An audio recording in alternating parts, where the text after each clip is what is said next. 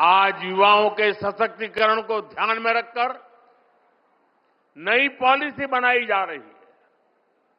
युवाओं को राष्ट्र निर्माण के केंद्र में रखा गया है।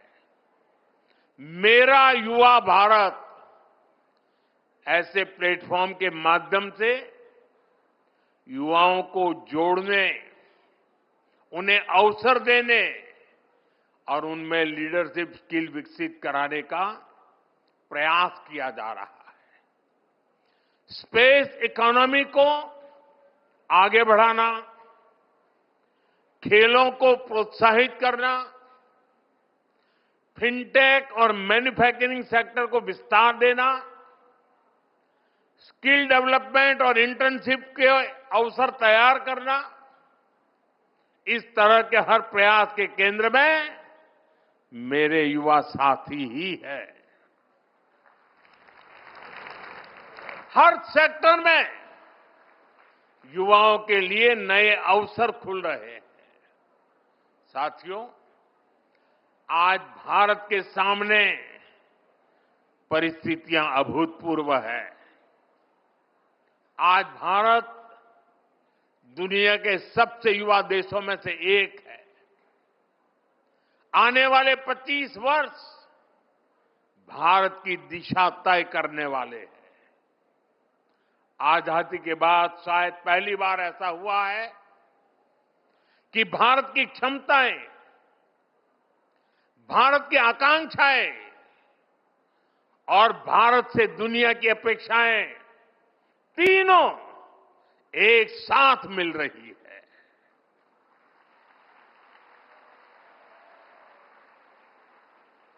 आज का युवा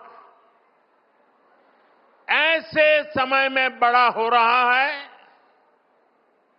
जब अवसर पहले से कहीं ज्यादा है।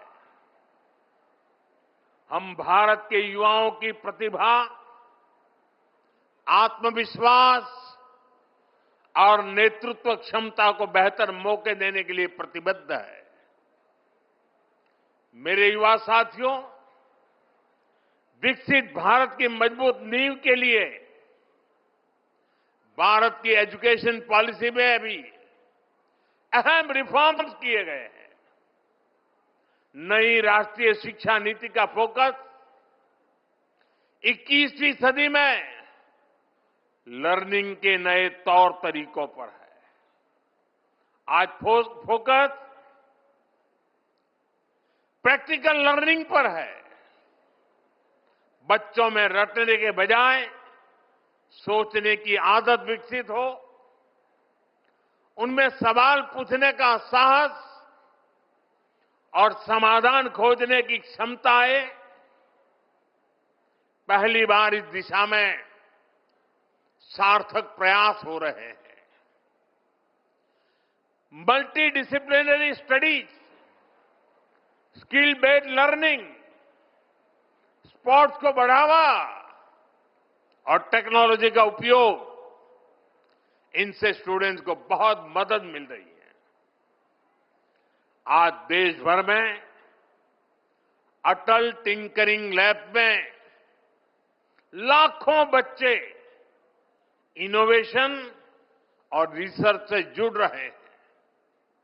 स्कूलों में ही बच्चे रोबोटिक्स, एआई, सस्टेनेबिलिटी और डिजाइन थिंकिंग से परिचित हो रहे हैं। इन सारे प्रयासों के साथ ही राष्ट्रीय शिक्षा नीति में मातृभाषा में पढ़ाई का विकल्प दिया गया है। इससे बच्चों को पढ़ाई में आसानी हो रही है, विषयों को समझने में आसानी हो रही है। साथियों, वीर साहिबजादों ने ये नहीं दिखा था कि रास्ता कितना कठिन है। उन्होंने ये देखा था कि रास्ता सही है या नहीं है।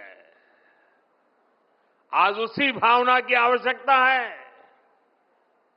मैं भारत के युवाओं से यही अपेक्षा करता हूं, बड़े सपने देखें, कड़ी मेहनत करें और अपने आत्मविश्वास को कभी भी कमजोर न पड़ने दें। भारत का भविष्य उसके बच्चों और युवाओं के भविष्य से ही उज्जवल होगा। उनका साहस, उनकी प्रतिभा और उनका समर्पण राष्ट्र की प्रगति को दिशा देगा। इसी विश्वास के साथ, इस जिम्मेदारी के साथ और इसी निरंतर गति के साथ भारत अपने भविष्य की ओर आगे बढ़ता रहेगा। मैं एक बार फिर वीर साहिबजादों को श्रद्धापूर्वक नमन करता हूं। सभी पुरस्कार विजेताओं को बहुत बहुत बधाई देता हूं। आप सभी का बहुत बहुत धन्यवाद।